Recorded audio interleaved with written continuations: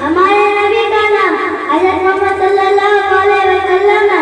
हमारे नबी का वालिद का नाम हज़रत अब्दुल्ला है। हमारे नबी के दादा का नाम हज़रत अब्दुल मुत्तलिब है।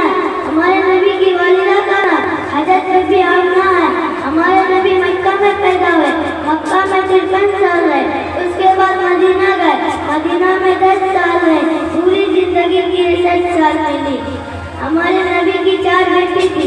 नंबर 1 हज़रत ज़ैनब रज़ियल्लाहु अन्हा, नंबर 2 हज़रत रुक़ैया रज़ियल्लाहु अन्हा, नंबर 3 हज़रत कुलसूम रज़ियल्लाहु अन्हा, नंबर 4 हज़रत फातिमा रज़ियल्लाहु अन्हा।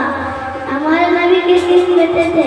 नंबर 1 हज़रत कासिम रज़ियल्लाहु अन्हु, नंबर 2 हज़रत अब्दुल्ला रज़ियल्लाहु अन्हु, नंबर 3 हज़रत इब्राहिम रज़ियल्लाहु अन्हु। खुलफाए राशिदीन 4 है। नंबर